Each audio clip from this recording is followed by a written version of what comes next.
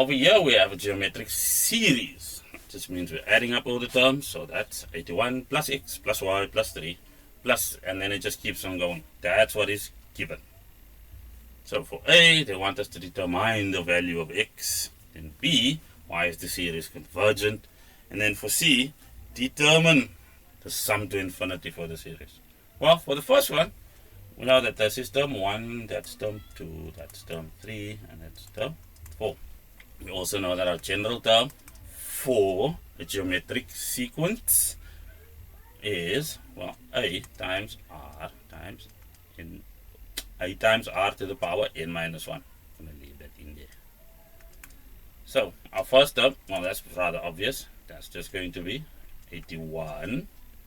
Then, well, in order to calculate the value of x, we're going to need our r.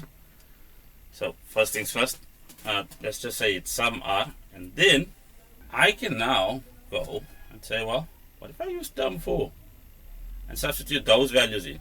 So then we'll know that we are dealing with 4 minus 1, which is just 3. But what am I saying? Instead of saying, well, Tn again, that is for term 4, I know that it's equal to 3. Cleaning this up, what we'll have is dividing both sides by 81.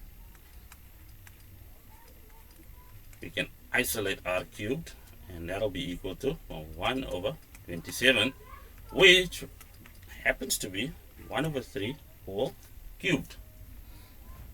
Because 1 is 1 cubed, it's special that way, and we know that 27 is 3 cubed, which means we can condense everything to that. So if we take a cube root to both sides, that means r is equal to 1 over 3.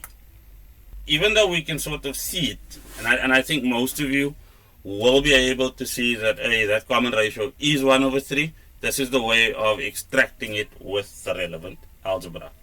Now they want the value of x, and from that we can just say, well, t2, now x is equal to t2, which is equal to, well, what is that, 81 times, well, 1 over 3 to the power 2 minus 1, and that's just equal to 27. No muss, no fuss. Why is the series convergent? Well, for those of us under the CAPS curriculum, we know that on the formula sheet, next to the sum to infinity formula, which simply states this, the sum to infinity is equal to a over 1 minus r, it does give us a restriction, which says that, well, that ratio needs to be greater than -1 or less than 1. Or stated otherwise in plainer English, it needs to be a proper fraction, where the numerator is smaller than the denominator. And in this case, it's because r is equal to 1 over 3, which satisfies the inequality.